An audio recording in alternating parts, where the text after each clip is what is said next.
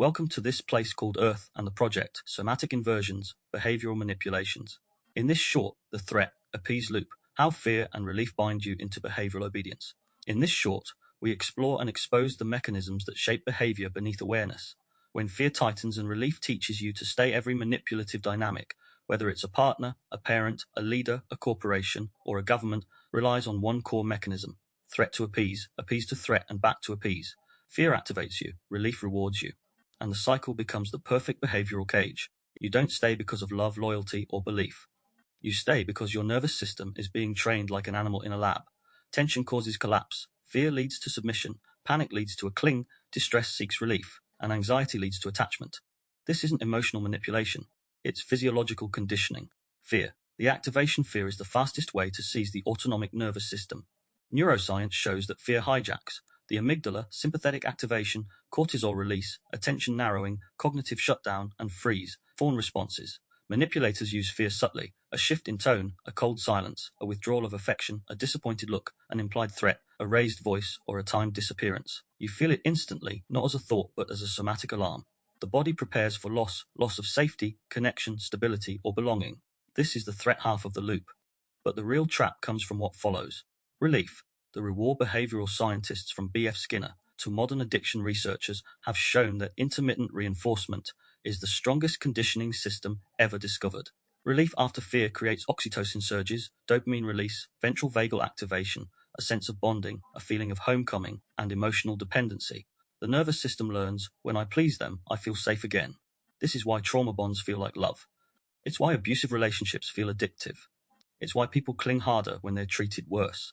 The body doesn't interpret the cycle as abuse. It interprets it as a connection restored. And that relief becomes the leash. The partner who creates panic then becomes the cure. In romantic manipulation, the threat, appease loop might look like: they withdraw emotionally. You panic internally. They return with affection. You feel enormous relief. Over time, that relief becomes the most intense emotional high you experience with them. This is why survivors say, the good moments felt so powerful. I thought that meant it was real love. But the good moments were engineered. They were the reward for obedience. You were being conditioned like a subject in a behavioral experiment.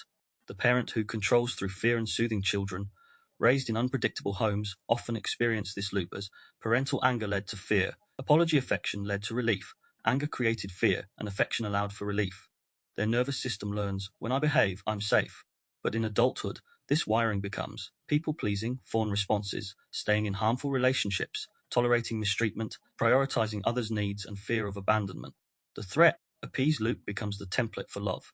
The group that uses crisis to strengthen loyalty, high control groups, and cults intentionally generate fear of external enemies, fear of internal failure, fear of punishment, and fear of exile, and then offer community, belonging, love, certainty, and purpose.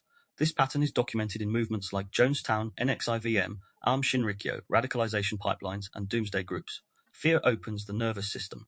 Relief seals the bond. Leaders create the danger and sell themselves as the solution. Governments and corporations use the same loop. Governments generate compliance by alternating crisis to provide reassurance. Fear leads to guidance. Danger leads to safety messaging, uncertainty, and then to provide certainty.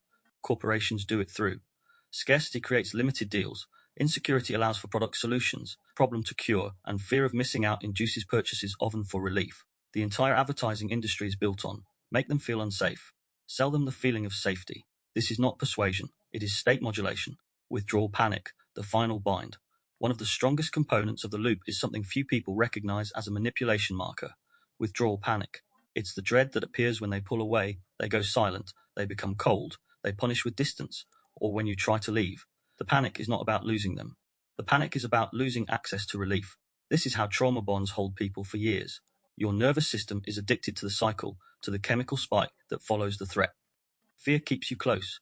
Relief chains you there. The inversion we were taught. Why didn't you just leave? Why do you fall for these people? Why do you stay loyal to them? Why did you go back? Why didn't you push back? But the inversion is this: you weren't loyal to them.